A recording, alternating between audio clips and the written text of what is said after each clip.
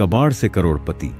एक प्रेरणादायक सच्ची कहानी यह कहानी है मुंबई के एक गरीब लड़के अजहर की, जो झुग्गियों में पला बढ़ा। उसके पिता कबाड़ी का काम करते थे। गलियों से लोहा, प्लास्टिक, बोतलें और बेकार सामान इकट्ठा करते और कबाड़ी बाजार में बेचते थे। अजहर कई बार पिता के साथ कबाड़ उठाने जाया करता था। लोग उसे नीची नजरों से देखते थे, लेकिन अजहर ने कभी शिकायत नहीं की। स्कूल की फीस नहीं थी, लेकिन सपना बड़ा था। अजहर को पढ़ाई में रुचि थी, लेकिन पैसे नहीं थे। इसलिए वह सुबह सुबह कबाड़ इकट्ठा करता और दिन में पास की सरकारी लाइब्रेरी में बैठकर किताबें पढ़ता।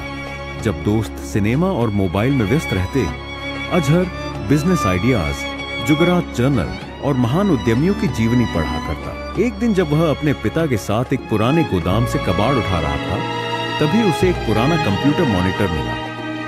लोगों ने कहा, इसका क्या करेगा, कबाड़ ही तो है। लेकिन अजहर की आंखों में चमक आ गई। उसने वह मॉनिटर घर लाया और YouTube पर देखकर सीखा कि कैसे कंप्यूटर के पार्ट्स को अलग किया जाता है और कैसे उनसे कुछ उपयोगी बनाया जा सकता है।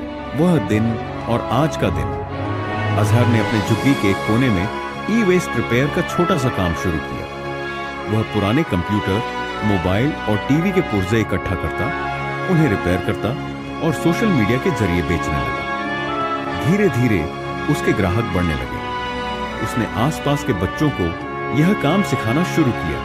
अब वह सिर्फ खुद नहीं कमाता था, बल्कि कई युवाओं को रोजगार भी दे रहा था। कुछ ही वर्षों में अजहर ने एक स्टार्टअप शुरू किया, स्क्रैपैक्स इनोवेशंस, जो कबाड़ से उपयोगी प्रोडक्ट बनाता था, जैसे ई कचरे से बनाई गई स्टाइलिश लाइट्स, टेबल और मोबाइल स्टैंड। एक दिन उसकी कहानी वायरल हो गई। एक फेमस बिजनेस चैनल ने उसका इंटरव्यू लिया, जिसमें उसने कहा, मैंने कभी सपनों से समझौता नहीं किया। मेरे पास साधन नहीं थे, लेकिन सोच थी, और सोच ही असली संपत्ति होती है। आज अजहर करोड़पति है। उसकी कंपनी देश भर में फैल चुकी है। कई स्कूलों में स्क्रैप टू इनोवेशन नामक प्रोजेक्ट उसके नाम से पढ़ाया जाता है। और उसी गोदाम में जहां से उसकी कहानी शुरू हुई थी, आज वहां उसका वर्कशॉप और ट्रेनिंग सेंटर है।